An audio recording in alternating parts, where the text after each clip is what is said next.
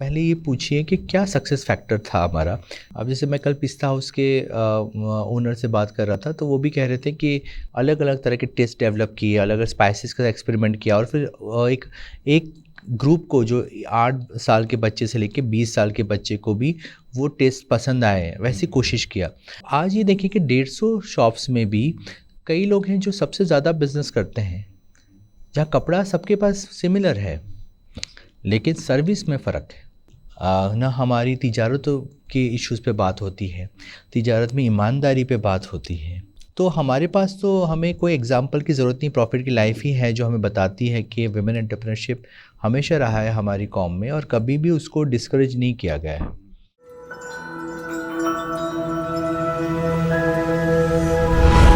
MS Education Academy, preparing world-worthy individuals.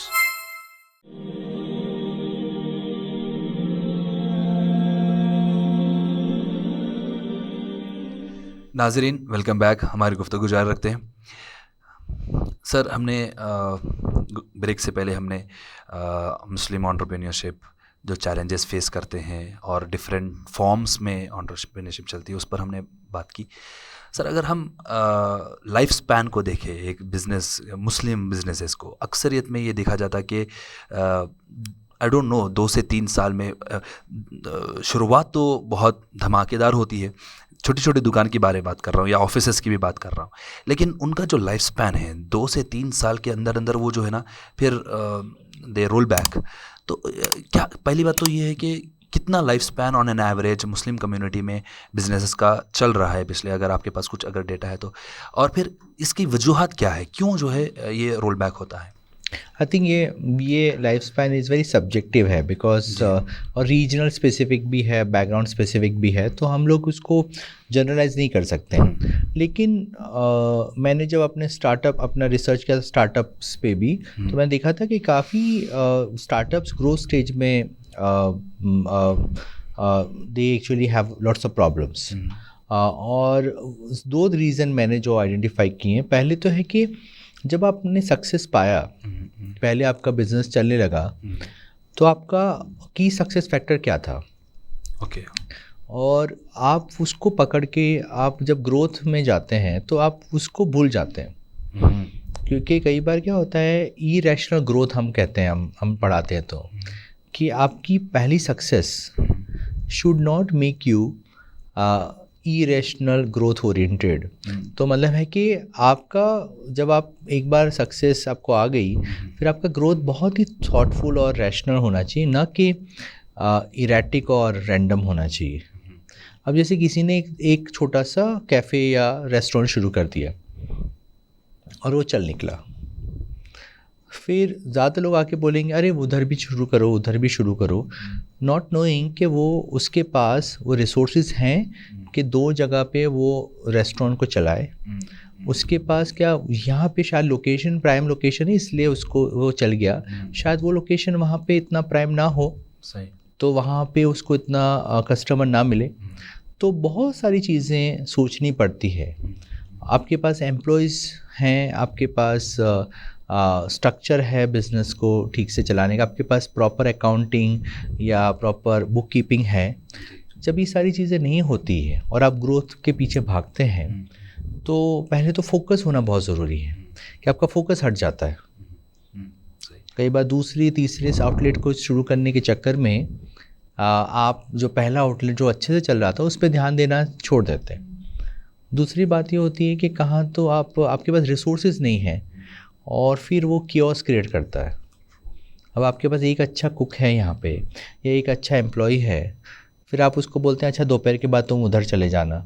फिर ये सारी जब चीज़ें होती हैं तो वो भी बिज़नेस बिगड़ता है और ये वाला बिज़नेस भी बिगड़ता है।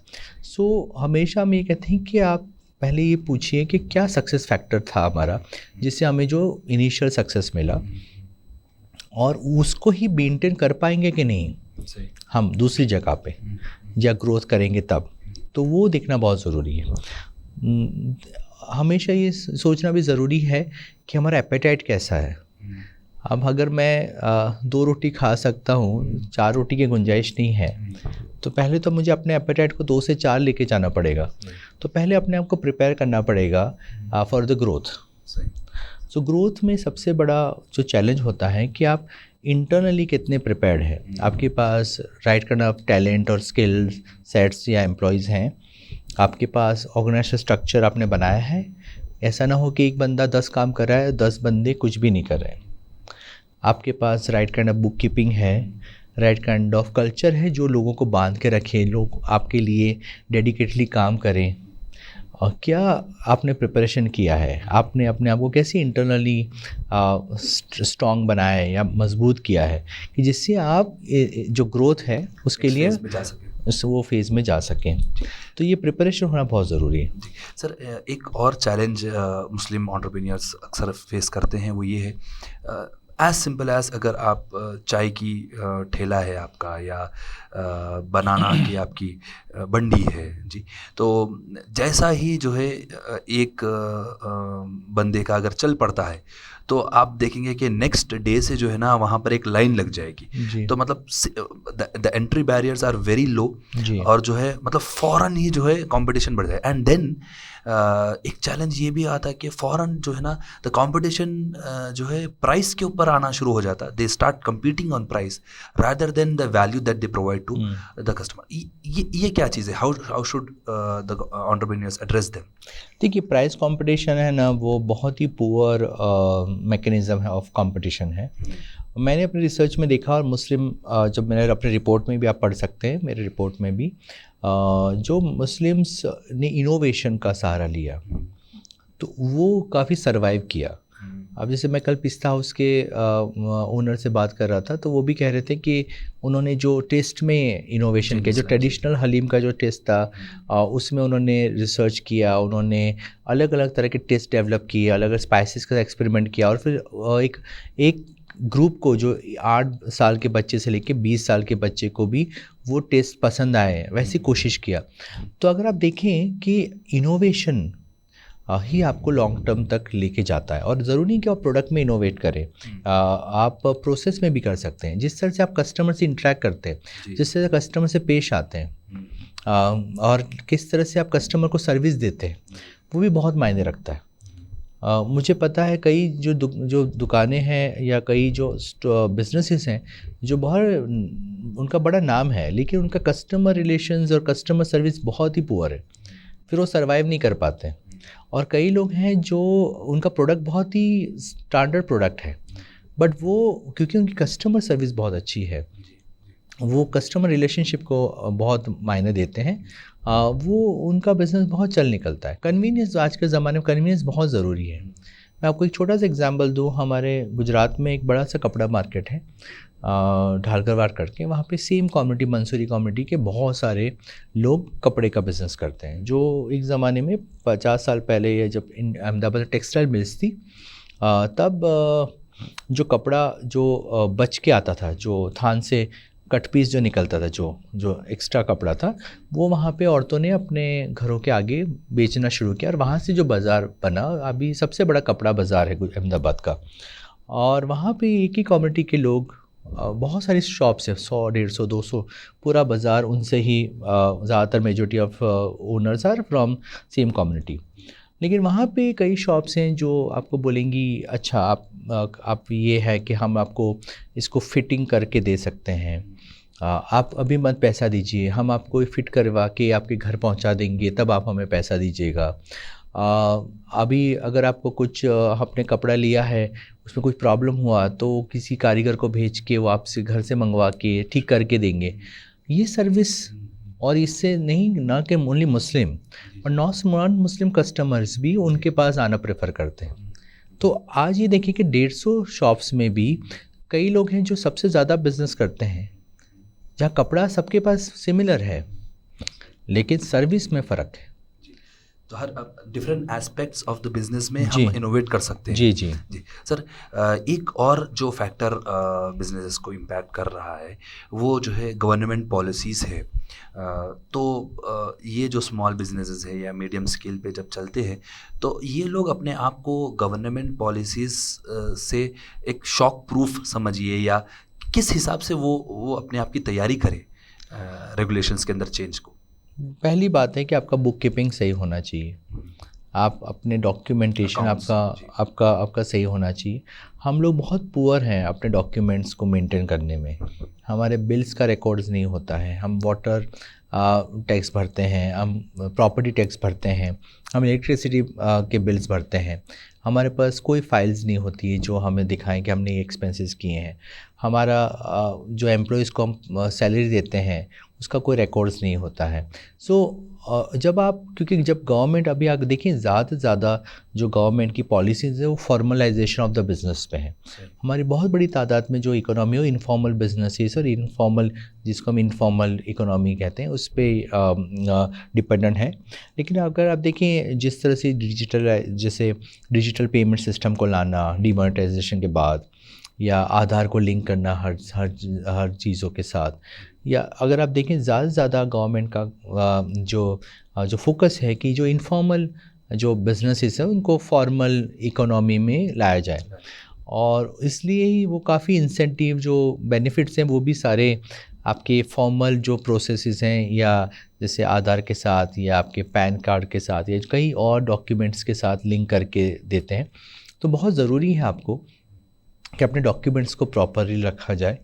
अपने बुक कीपिंग को देखिए, एक चार्टर्ड अकाउंटेंट आपके ईयरली अकाउंट को मेंटेन करने के लिए 10,000 रुपया शायद सालाना लेगा, और एक अकाउंटेंट को रखने में 5,000 रुपया लगता है। या आजकल तो सॉफ्टवेयर्स आ गए हैं, आजकल काफ़ी छोटी मोटी फर्म्स हैं जो आपका अकाउंट को मेंटेन कर सकते हैं, आप महीने उनको 2-3 हज़ार रुपये दे दें। तो अगर आप ऐसे भी कर सकते हैं, आप किसी को ना रखें अकाउंटेंट को, लेकिन आप किसी और से भी करवा सकते हैं काम।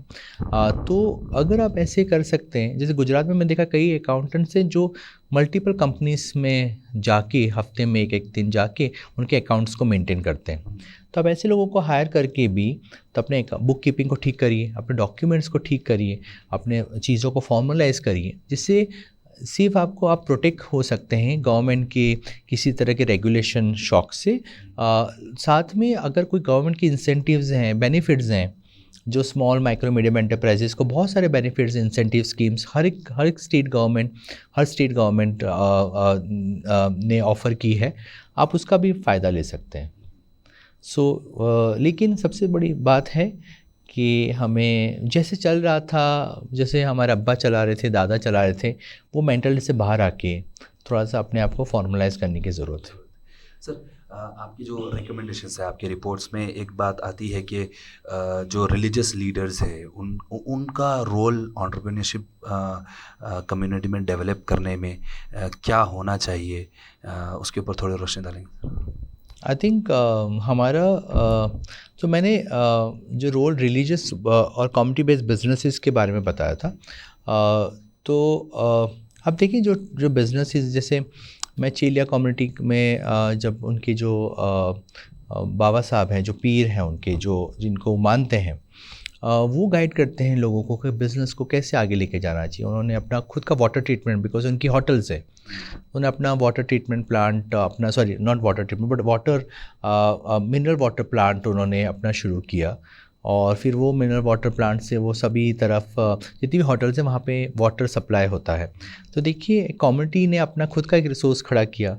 पहले वो दूसरी कंपनी से, पेप्सी, कोका कोला से ख़रीदते थे, अभी अपना ही कम्युनिटी का, उससे फ़ायदा भी होता है, सस्ता भी पड़ता है, और कम्युनिटी के लोगों को एम्प्लॉयमेंट भी मिलता है क्योंकि वो कम्युनिटी का मिनरल वाटर प्लांट है।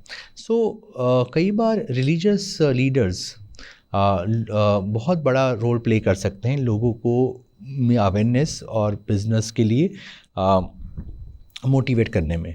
जैसे हमें पता है बोहरा कम्युनिटी का भी, उनके रिलीजियस लीडर्स उनको कई बार गाइड करते हैं किस तरह के बिज़नेस में जाना चाहिए, कहाँ पे इन्वेस्ट करना चाहिए, और फिर उनके गाइडेंस के मुताबिक पूरी कम्युनिटी वो चीज़ों को करना शुरू कर देती है। बहुत बड़ा हाथ है कम्युनिटी और रिलीजियस लीडर्स का। लेकिन हमारे वहाँ सैडली वही होता है कि हमारे वहाँ वही कहानी किस्सों के सिवा हमारी तकरीरों में, जो माँ की और ईद की तकरीरों में, आप ये बताइए कि अगर आप हैदराबाद में कोई जुमा पढ़ने जाते हैं, उसमें कहाँ हमारे सोशल इश्यूज़ के बारे में बात होती है। हम अभी बात कर रहे थे कि कास्ट सिस्टम, कल हम बात कर रहे थे कि ये दहेज और शादी का में पैसे खर्च करना। आप बताइए कितने ये सारे इश्यूज़ पे कभी बात ही नहीं होती। ना हमारी तिजारतों के इश्यूज़ पे बात होती है, तिजारत में ईमानदारी पे बात होती है, तिजारत में सिस्टमेटिक अप्रोच। और हम आप कह रहे थे फॉर्मलाइजेशन, बताए हमारे तो दीन में लिखा गया है कि कोई भी बिज़नेस ट्रांजेक्शन करिए, उसको डॉक्यूमेंट करिए, उसको पेपर पे कॉन्ट्रैक्ट, जी, उसको फॉर्मलाइज़ करिए, उसको पेपर पे होना चाहिए वो एग्रीमेंट, और वो हमारा वो दीन सिखाता है। लेकिन हमारी प्रैक्टिस देखें, उसमें हम लोग कहीं ना कहीं, जी, और ये जो गैप है ना, जो रिलीजियस टेक्स्ट और प्रैक्टिस के बीच में, उसको पूरा करने की जिम्मेदारी रिलीजियस स्कॉलर्स की है। जब तक वो वही है जो मोटिवेट, एनकरेज या प्रेशराइज कर सकते हैं लोगों को कि वो चीज़ों को फॉलो करें। ईमान की जो लेवल है, ये कहा जाता है कि वो तो मार्केट में ही पता चलेगी कि देने वाले की ज़ात कौन थी और नज़र किसके ऊपर है। तो सर, अगर हम विमेन एंटरप्रेन्योरशिप की बात करें तो ये कितना इम्पोर्टेंट होता है एक सोसाइटी को, एक कम्युनिटी को ऊपर लेके जाने में, और क्या हमारे कम्युनिटी के अंदर भी इसके एग्जाम्पल्स आज भी और पहले ज़माने में भी मिलते हैं? आई थिंक हमें तो अपने प्रॉफिट की लाइफ से ही हम पता है कि उन्होंने जो पहली शादी किया जिनसे, वो खुद तिजारत करती थी। तो हमारे पास तो हमें कोई एग्जांपल की ज़रूरत नहीं, प्रॉफिट की लाइफ ही है जो हमें बताती है कि विमेन एंटरप्रेन्योरशिप हमेशा रहा है हमारी कौम में और कभी भी उसको डिस्करेज नहीं किया गया है। लेकिन अभी क्या हो गया कि हम लोग रिलीजन्स और कल्चर को मिक्स कर देते हैं। सो हम लोग यहाँ पे जो इंडियन मुस्लिम्स हैं वो हम लोग कल्चरली बहुत ही अलग हैं कंपेयर टू जो रिलीजियस टेक्स्ट हमें बताता है। सो हमारे वहाँ मैंने जो रिसर्च में देखा कि हमारे वहाँ 3 तरह की विमेन एंटरप्रेन्योरशिप आप पाएंगे मुस्लिम्स में। बहुत बड़ी तादाद में जो बहनें हैं वो अपने घरों को चलाने के लिए छोटा मोटा बिज़नेस करती, कहाँ तो वो सिलाई करके ब्यूटीक चलाती हैं या छोटा मोटा कपड़े डिज़ाइन करके शादियों में और इस तरह से फैमिली को सपोर्ट करती हैं। कई लोग हैं जो खाना टिफ़िन सर्विस है या खाना पका के या कुछ भी फूड रिलेटेड आइटम्स बना के करती हैं। बहुत बड़ी तादाद में जो हैं हमारे गुजरात में काइट्स और ये राखी बना के उसके बिज़नेस, और फिर ट्रेडिशनल क्राफ्ट में भी हैं। तो बहुत बड़ी तादाद में जो बहनें जो एंटरप्रेन्योरशिप या सेल्फ एम्प्लॉयमेंट की तरफ जाती हैं वो अपनी फैमिली को सपोर्ट करने के लिए जाती हैं, जिनको उनके फैमिली इश्यूज़ हैं, उनके इनकम के इश्यूज़ हैं, इसलिए जाती हैं। जो दूसरी तरह की बहनें हैं जो काफ़ी हाई सोसाइटी और काफ़ी वेल ऑफ फैमिलीज़ की होती हैं, वो हॉबी ड्रिवन एंटरप्रेन्योरशिप करती हैं। और आजकल तो टिकटॉक और इंस्टाग्राम ने बहुत सारी बहनों को बहुत सारी अपॉर्चुनिटीज़ दी है, जिसमें वो घर बाहर नहीं भी जाना चाहती, वो पर्दे में रह के भी लेकिन अपना कुछ खाना या कुछ अपना क्राफ्ट वो प्रमोट कर सकती हैं और वो अच्छा बिज़नेस कर सकती हैं। और फिर तीसरी जो तरह की जो ग्रुप है जो उनको हमने देखा है वो है जो आजकल कॉलेज में जैसे हर एक यूनिवर्सिटीज़ में आजकल एंटरप्रेन्योरशिप सेल या इंक्यूबेशन सेंटर्स शुरू हो गए हैं। सो कई बहनें हैं हमारी जो उसका फ़ायदा लेती हैं, जो यंग हैं, जो प्रोफेशनल हैं, जो पढ़ती हैं, वो काफ़ी एंथुसियाज़म दिखाती हैं आजकल। कल मैं एडवेंचर पार्क में गया था, मैंने देखा था कि मेजॉरिटी ऑफ क्राउड जहाँ पे ज़्यादातर बहनें थी और वो काफ़ी एंथुसियास्टिक लगी। और तो ये भी आपको ट्रेंड दिखता है। सर, हम देखते हैं कि कुछ सोसाइटीज़ या कुछ ऑर्गेनाइजेशंस होते हैं, जैसा for example chamber of commerce करके वो लोग नाम, इनका रोल एक कम्युनिटी के अंदर एंटरप्रेन्योरशिप के जज्बे को आगे बढ़ाना, उसको गाइड करना, हैंड होल्डिंग करना, मेंटरिंग वगैरह करना कितना होता है, और क्या मुस्लिम कम्युनिटी को भी इस किस्म के चेंबर ऑफ कॉमर्स की ज़रूरत है या ऑलरेडी हमारे पास मौजूद है? आई थिंक बहुत सारे लोगों ने चैम्बर ऑफ कॉमर्स अपने अपने तरीके से शुरू किए हैं। मैंने भी 2015 में एक एसोसिएशन शुरू किया था, एसोसिएशन ऑफ मुस्लिम एंटरप्रेन्योर्स। हमारे फेसबुक में अराउंड 10,000 मेंबर्स हैं। हमने भी काफ़ी वर्कशॉप, सेमिनार्स, मेंटरिंग सेशंस किए अक्रॉस इंडिया।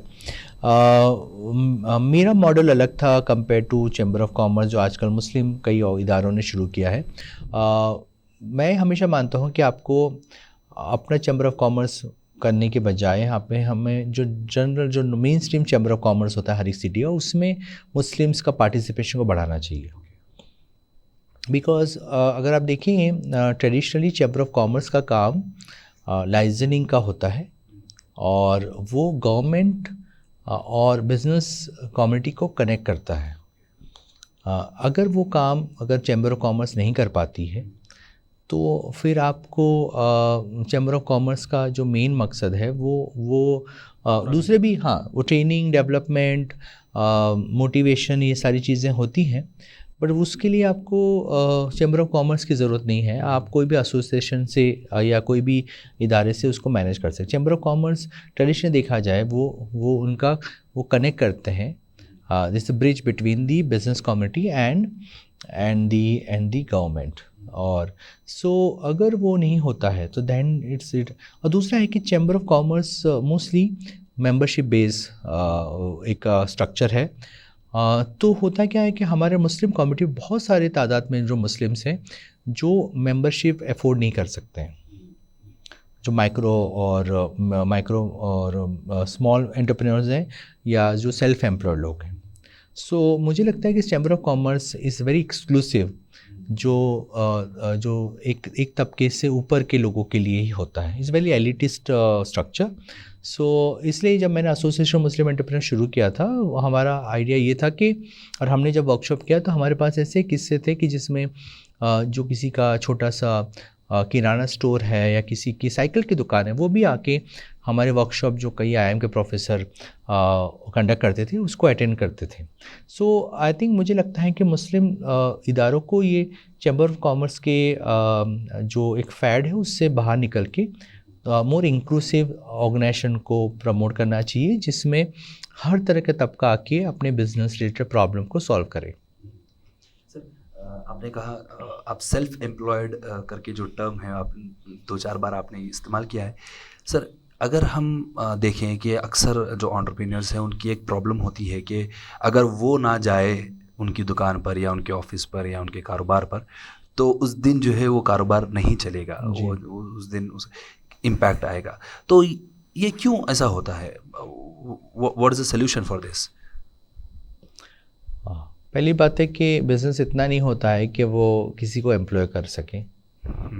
तो एक तो उनके पास इतने रिसोर्सेज नहीं, फाइनेंशियल और नॉन फाइनेंशियल, के उनके वो किसी को अफोर्ड कर सकें।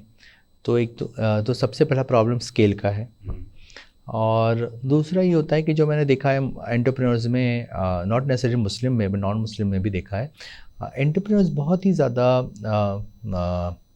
कंट्रोल करना चाहते हैं बिजनेसेस को। तो कई बार क्या होता है कि जो उनके पास कई बार एम्प्लॉयज़ भी होते हैं, वो अपने काम को डेलीगेट नहीं करते हैं, और वो 80% जो रिस्पॉन्सिबिलिटी वो एंटरप्रेन्योर्स अपने पास रखता है, और बाकी की 20% 3-4 एम्प्लॉय के बीच में बांट देता है। तो बहुत ज़रूरी है, आसान नहीं है डेलीगेशन, लेकिन हमेशा हम कहते हैं कि एंटरप्रेन्योर्स एज ए लीडर आपको डेलीगेट करना ही पड़ेगा, क्योंकि तभी जाके, और आपको रिस्क ऑफ फेलियर या रिस्क ऑफ मिस्टेक को भी एक्सेप्ट करना पड़ेगा।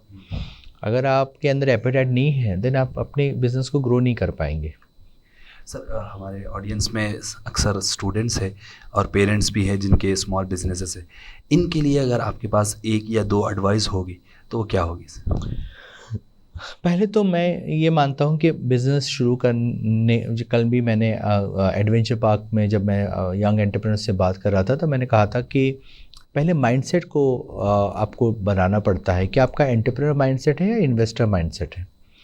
हमारे ट्रेडिशनली मुस्लिम कम्युनिटी में देखा गया है कि हम लोग, जैसे आप कह रहे थे मुझे बिफोर दिस इंटरव्यू, के बहुत सारे हैदराबाद के लोग बाहर फॉरेन कंट्रीज़ में, गल्फ़ में काम करते हैं, US में सेटल्ड हैं, फिर वो यहाँ पे आके वो मकान ले लेते हैं, गोडाउन ले लेते हैं, रियल एस्टेट में इन्वेस्ट करते हैं। उनका वही होता है कि मैं इन्वेस्ट करूँगा और मैं कुछ नहीं करूँगा, 4-5 साल में मुझे उसका प्रॉफिट या उसका कुछ रिटर्न मिलेगा। कई लोग बिज़नेस शुरू जब करते हैं, उनका माइंडसेट ये होता है कि मैं ये बिज़नेस शुरू कर रहा हूँ और मैं किसी को एम्प्लॉय कर दूँगा और वो ये बिज़नेस को चलाएगा। तो अगर आप ये माइंडसेट से बिज़नेस शुरू कर रहे हैं तो आप एंटरप्रेन्योर माइंडसेट नहीं है, आपका इन्वेस्टर माइंडसेट है। सो ये बहुत ज़रूरी है कि आप अपने आप को पूछें कि आप किस माइंडसेट से बिज़नेस शुरू कर रहे हैं। अगर आप इन्वेस्टर माइंडसेट रखते हैं तो बेहतर है आप इन्वेस्ट करिए, गोल्ड में इन्वेस्ट करिए, प्रॉपर्टी में इन्वेस्ट करिए। अगर आप एंटरप्रेन्योर माइंडसेट रखते हैं तो आप शुरू कर दीजिए इमीडिएटली। अगर आप इन्वेस्टर माइंडसेट रखते हैं और आप एंटरप्रेन्योर माइंडसेट बनाना चाहते हैं तो आप ट्रेनिंग लीजिए, आप अपने आप को डेवलप करिए, आप अपने आप पे काम करिए और अपने माइंडसेट को इन्वेस्टर माइंडसेट से एंटरप्रेन्योरशिप माइंडसेट तक लेके जा सकते हैं। सो ये पहला लर्निंग है, क्योंकि यही शुरुआत है। दूसरा है कि कुछ न कुछ नया करिए। सोचिए कि कुछ क्या नया हो सकता है बिज़नेस में। अब कई बार आपको न्यूज़पेपर में कई किस्से मिलेंगे। किसी की ऑटो रिक्शा है जिसमें न्यूज़पेपर भी होता है और एक पंखा लगा होता है। वो रिक्शा में भी कुछ न कुछ अलग करते हैं और उनका बिज़नेस बढ़ जाता है। मैंने आपको किस्सा बताया कपड़े की दुकानों का। तो बहुत कुछ आप कर सकते हैं, छोटा सा कुछ अलग करेंगे जो कस्टमर्स को अट्रैक्ट करेगा, कस्टमर को कुछ स्पेशल फील करवाएगा, कस्टमर को वैल्यू दिखेगा उसमें। तो आप ये कोशिश करिए कि क्या इनोवेट कर सकते हैं, कैसे आप। और आप तीसरी चीज़ है जो मुझे लगता है, जो हमें दूसरों से सीखना बहुत ज़रूरी है। हम लोग दूसरों से सीखते नहीं हैं। सो पिस्ता हाउस की कल मैं स्टोरी उनसे बात कर रहा था, तो जो मुझे बहुत इंटरेस्टिंग लगा कि आप हैदराबाद में जो लोग रह रहे हैं, कराची बेकरी क्यों पॉपुलर हुआ, पता करिए, सीखिए कि क्या उन्होंने अलग किया। पिस्ता हाउस क्यों पॉपुलर है। हमारे पास और भी पैराडाइज होटल्स हैं, बहुत सारी जो बिजनेसेस हैं। MS स्कूल आपकी बहुत, MS क्रिएटिव स्कूल बहुत ही फेमस है। क्या रीज़न उसके सक्सेस का। सो आप ये सारी चीज़ें सीख सकते हैं और फिर आपने वो जो चीज़ें आपने सीखी हैं ये बिज़नेस, सक्सेसफुल बिजनेसेस से, उनको अपने बिज़नेस में लेके आइए, वो एलिमेंट्स को लेके आइए। तो एंटरप्रेन्योर्स वो होता है जो हमेशा इनोवेट करता है और रिस्क लेता है और साथ में कंटिन्यूसली इम्प्रूव करता है अपने बिज़नेस को। और सर आपके वक्त के लिए और आपकी गाइडेंस के लिए हमके बेहद मशकूर है। जज़ाकल्लाह खैर, थैंक यू सो मच। बहुत बहुत शुक्रिया, जज़ाकल्लाह inviting me for this interesting गुफ्तगू ओवर चाय। बहुत बहुत शुक्रिया।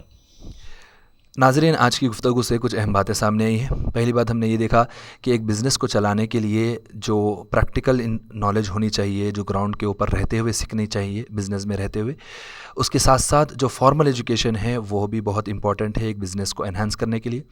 गवर्नमेंट स्कीम्स से, इनिशिएटिव से फ़ायदा उठाने के लिए एक बिज़नेसेस को, स्मॉल बिज़नेसेस को अपने जो बिज़नेस ट्रांजैक्शंस है उसको डॉक्यूमेंट करने की, उसको फॉर्मलाइज़ करने की ज़रूरत है। Family businesses new business practices को अडेप्ट करते हुए अगर वो चलेंगे तो उनकी सस्टेनेबिलिटी रहेगी आने वाले फ्यूचर में। हमने ये भी देखा कि जो कंपटीशन सिर्फ प्राइस की बुनियाद पर होता है, वो प्राइस वॉर ना किया जाए बल्कि इनोवेशन के ऊपर फोकस किया जाए, innovation in product, innovation in process. हमें ये भी देखा कि एंटरप्रेन्योर्स को इस बात की ज़रूरत है कि वो अपने बिज़नेस में, अपने बिज़नेस से हट के दूसरे इंडस्ट्रीज़ में भी जो बेस्ट प्रैक्टिसेस है उससे सीखे और अपने बिज़नेस में उसको अप्लाई करे, उसको ग्रो करे। हम उम्मीद करते हैं कि इस गुफ्तगू से आपको ज़रूर फ़ायदा हुआ होगा। आपसे गुजारिश है कि आप इस वीडियो को ज़रूर शेयर करें और कमेंट सेक्शन में अपना फ़ीडबैक ज़रूर दें। जज़ाकल्लाहु खैर।